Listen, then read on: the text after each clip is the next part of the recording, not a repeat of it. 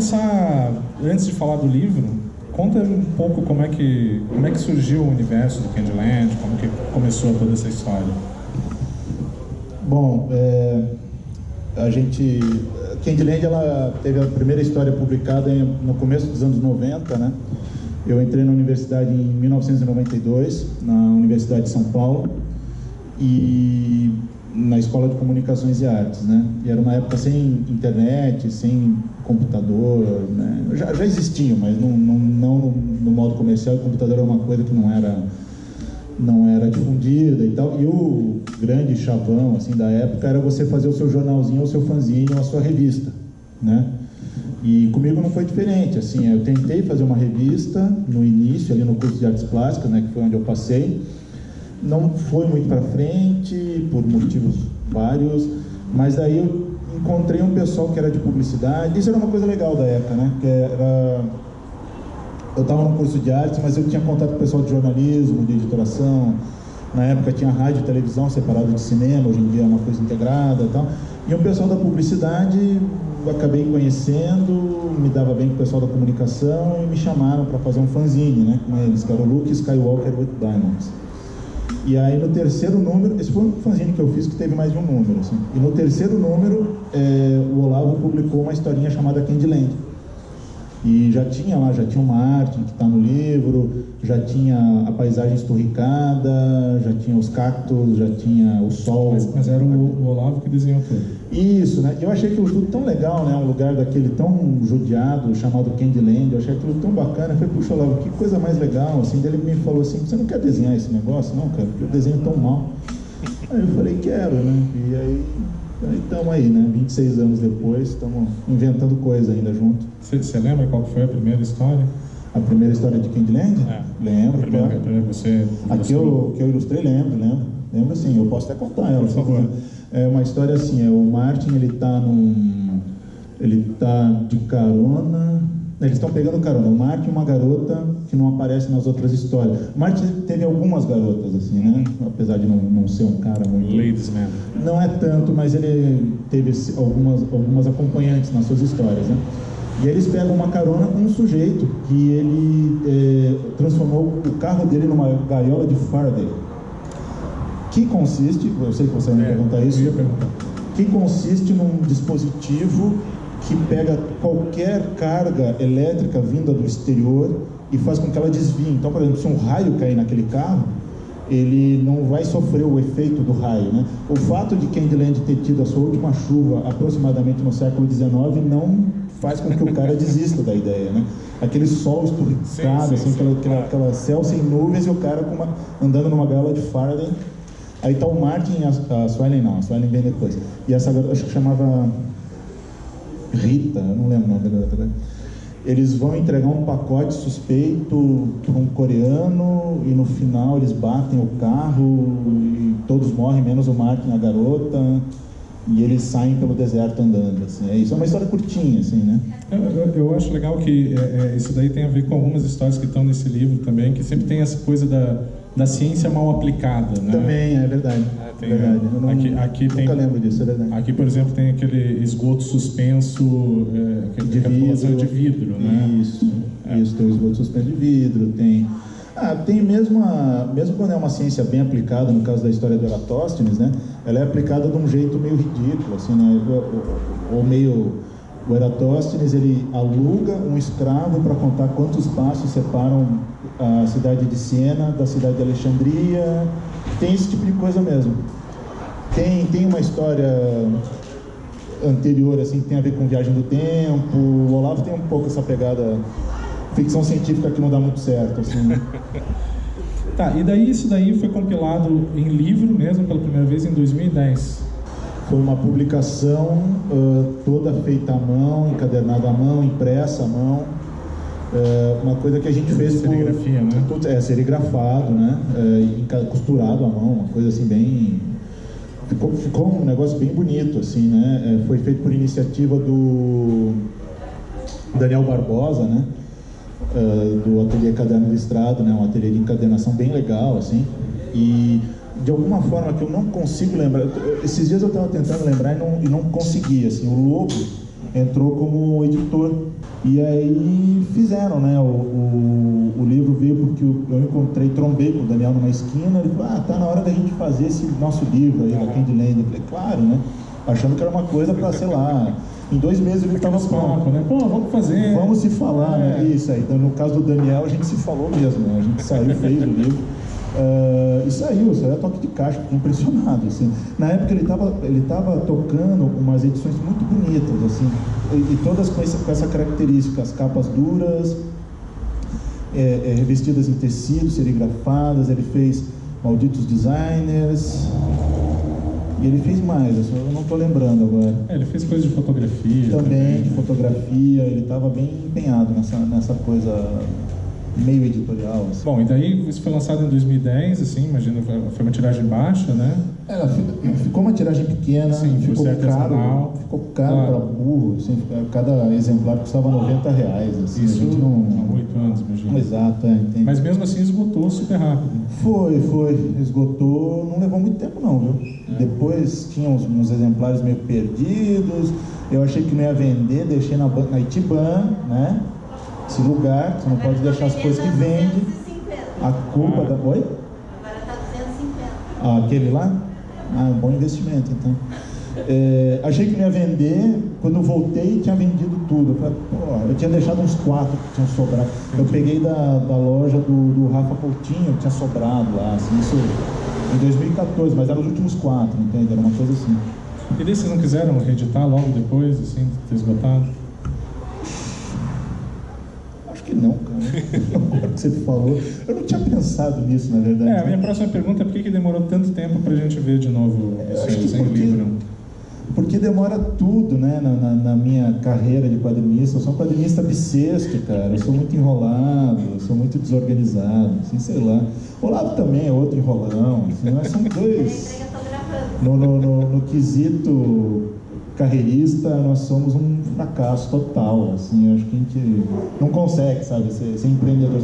Eu acho que eu tenho muitos interesses diversos, fiz muita coisa nesses 26 anos, e o Olavo a mesma coisa, né? Aliás, hoje ele está lançando o CD novo do Lestix, né? E eu tô com uma historinha lá, eles fizeram um fanzine para acompanhar. O fanzine que acompanha o CD. Uma das histórias é minha, junto com um monte de gente, assim. E eu acho que não saiu logo em seguida, Alessandro, porque não? Não, tá bom, é uma boa resposta. Mas saiu agora. Na verdade, assim, a gente tentou fazer... a história é assim. A gente tentou fazer um livro novo por uma lei de incentivo. Fomos gongados porque era um edital que não era de quadrinhos, era um edital de livro. E no edital de livro você tinha que ter, da Fundação aqui municipal, né? Você tinha que ter o livro pronto. Para quadrinhos isso não faz muito sentido, assim. Eu escrevo também, eu acho que eu posso falar um pouco das duas coisas. E aí os caras não... A gente mandou roteiro de tudo, mandou umas amostras, mas para eles não era suficiente, né? Aí logo em seguida entrou um negócio de reedição permitida. Eu falei, quer saber, cara? Nós temos um livro pronto aí para vocês, né? Aí eu falei, vamos botar isso. Aí passou. Mas esse livro, ele tem alguma diferença em relação àquele original, né? Parece que tem uma história aqui que é inédita. Essa história é inédita, mas é uma história curtinha.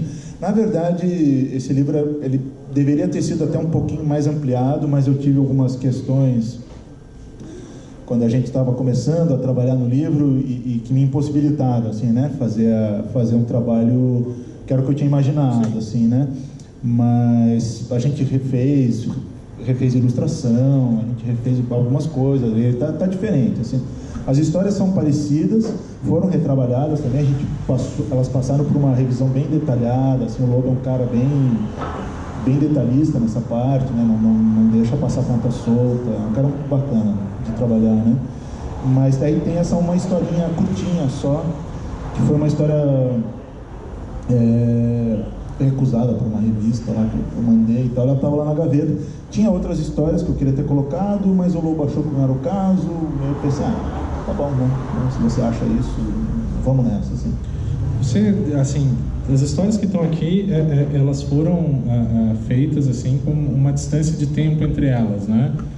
Não tanto. Teve uns 4 anos, entre a mais antiga, que é a do Eratosthenes, eu acho, e a mais recente deve ter sido... A mais recente é Rex, que foi feita especialmente para aquela edição, né? Nunca foi publicada em outro lugar. Entendi. Que foi feita em 2010. Você sentiu, assim, sentiu diferença na mudança no traço, com o tempo? Sentiu vontade de refazer alguma coisa? O meu desenho mudou bastante. Eu devo muito disso há 15 anos em publicidade, né? Agora deu uma diminuída, comecei a dar aula na universidade. E por conta disso tive que reduzir a minha participação na publicidade. A publicidade me proporcionou acredito, uma grande agilidade como desenhista, ao mesmo tempo que estragou um pouco assim, a minha expressão visual. Eu fico fazendo todo mundo sorrindo, assim, sabe? Esse tipo de coisa. Eu estou tentando desestragar o meu desenho, sei lá, agora, né? Pegando um pouco nessa linha aí do desenho, a gente tinha conversado sobre o livro, né? E eu falei que não tanto pela arte, assim, eu sentia que tinha um quê de Love and Rockets aqui, uma sensibilidade parecida, pelo menos. E daí você me contou um pouco das referências visuais que você teve para compor os personagens. Pode falar um pouquinho sobre isso? Ah, sim, né? A minha primeira grande inspiração, os meus pais estão aqui, eles são testemunhas. Eu queria ser o Moebius, né? Eu achava o Moebius o máximo, assim, eu queria ser igual a ele, né? E graças a Deus eu não quero mais ser o Moebius, né? Já tenho o Watson Portela, né? Já. Para ser o Moebius, né? E teve outros, né? Teve... Love and Rockets era essa coisa do início dos anos 90, né? Esse negócio meio rock alternativo, meio Nirvana, meio, né? Sonic Youth, assim, era essa pegada, assim, né? Bandas de garagem e tal. Acho que era por esse lado. Visualmente nunca foi, assim, eu sempre gostei muito do desenho deles, mas eu gostava mais das histórias deles, né? Ou pelo menos era essa parte que eu me identificava. Mas teve outros, né? Eu acho que o meu grande, super, mega ídolo de todos os tempos, depois de Moebius, assim, que eu superei essa fase, é o Hugo Pratt, né? Com Corto Maltese, né? Esse era o cara que eu queria ser mesmo, sabe? Esse cara é inveja mesmo. Mas tive outras, né? O Janot, que fez um livro sobre o Rio de Janeiro, né? Chamado Rio de Janot. Foi um cara que me botou para desenhar, assim, sabe? Aquilo que o Cazuza falava sobre o Renato Russo, assim, uma inveja criativa, né? Você vê um negócio e fala, puxa, eu quero fazer uma coisa legal também, daí você tenta fazer uns negócios, né? Mas para fazer o Martin, por exemplo, teve você se baseou assim, fazer o Martin, fazer a Suelen, o que você tirou de algum lugar, assim? O Martin, ele teve, a sugestão visual dele foi do Olavo, né? O primeiro Martin que o Olavo desenhou, ele já era assim, meio gordinho, loirinho, com essa cara de sonso, já era assim. E a Suelen, o óculos fundo de garrafa, foi o Olavo que me falou, porque o Olavo ele me passa os roteiros meio rabiscadinhos ainda, né? E eu me baseei, cara, numa capa do Look, que era um óculos fundo de garrafa que depois me falaram, era uma foto da Angélica. Né? Então a Suelen... Aquela Angélica. Aquela, que vai de táxi e tal. Sobre a questão das camisetas, quando você começou a marca, já era assim, tudo bem, é outra coisa, mas era na época a gente estava falando, não tinha editora, mas era quase uma editora de quadrinho, né? Só o formato era diferente. E com um elenco, né? E com um elenco, assim, que acho que poucas editoras têm, né? A modéstia à parte, a gente conseguia reunir um pessoal legal mesmo. Montarelli, né? Alan Sieber. Foi, é verdade. É verdade. Yugoslavo, como tinha o Alexander Zograf. Esse cara era super legal, assim. A gente conseguia trabalhar com as pessoas legais que tinham na época, assim, né? Até surgiu numa das primeiras rodas de quadrinhos da Itiban aqui a ideia assim de... Eu falei, não tinha garotas que faziam quadrinhos, aí uma pessoa vai dizer, não tinha assim, né? Quer dizer, se tinha, a gente não sabia onde estava, sabe? A gente não conseguia chegar a essas pessoas. A gente queria publicar garotas, não tinha. Você não sabia onde elas estavam, entende? Era essa coisa muito tateando, assim, né? Você não sabia onde as coisas estavam, né? Mas as quadrinistas, pessoas artistas procuravam vocês aí? ofereciam? Às vezes procuravam, mas em geral a gente quer atrás, assim. Acontecia muito da pessoa procurar a gente, mas não ter a ver com a nossa linha, a linha que a gente tentava seguir também, sabe? Você trabalhou ali de uma certa forma, você e a Fernanda, na verdade, trabalharam de uma certa forma como editores ali. Era essa mescla, a gente era esse ornitorrinco, assim, né? Meio mamífero, meio pato, meio sei lá o quê, era uma coisa esquisita que muita gente entendia. Eu também não posso ficar assim, ninguém entendia, mas também muita gente não entendia, né? Achava que a gente era modinha, achava que a gente era mangá, achava que ia chegar a gente tinha uma lojinha ali no Alto da Glória, achava que ia encontrar a camiseta do Bob Esponja, daí quando não encontrava achava ruim, sabe? Aconteceu umas coisas desse tipo. Mas eu também não posso ser injusto, assim, muita gente que gostava e que seguia o trabalho, sabia o que a gente estava fazendo. Até um dos artistas, um dos excelentes artistas que a gente trabalhou, que foi o Rafael Silveira, né? Ele, uma carreira super bacana agora como pintor, como artista plástico, assim, e ele falava, né? Falava assim, não, vocês enganam as pessoas, né? Elas pensam que estão levando uma camiseta, na verdade estão levando uma história em quadrinhos, que tem uma camiseta, vai uma camiseta junto. É um pouco isso aí, né? E aí não rolou depois vontade de seguir na parte de ficar editando quadrinho, de repente criar uma editora, fazer algo nesse sentido? Dá vontade, na verdade, Alessandro, agora que você falou, assim, a Candyland sempre teve, né, no contrato social, no documento lá, que podia fazer editoração, né? E esse volume é o primeiro saindo pelo selo, né? Eu não sei se é o começo de alguma coisa, talvez seja, talvez quem não. tiver quadrinho aí pode apresentar para o Guilherme depois. Estamos aceitando propostas depois. A vontade de editar é muito grande, sim, eu gostava, assim, mas como eu falei, eu acho que eu tinha muitos interesses. Eu tinha esse meu trabalho com publicidade também, que tomava... Não é que ele toma tanto tempo, mas ele é um trabalho muito desorganizador, assim, sabe? Eu dizia, era um trabalho arrasar quarteirão, assim, aquela bomba, assim, chega... Aí você tinha planejado a sua semana de um jeito, não vai mais fazer nada, sabe? Sabemos. Que né? Trabalho de... Né? Vida de freelancer, assim, né? E essa experiência com o Lobo foi... Você já tinha trabalhado com um editor, assim, antes? Ou... Editor mesmo, acho que só foi com o Lobo. O que você achou da experiência? Achou que foi mais fácil, mais difícil? Você prefere trabalhar sozinho? Eu acho ótimo, né?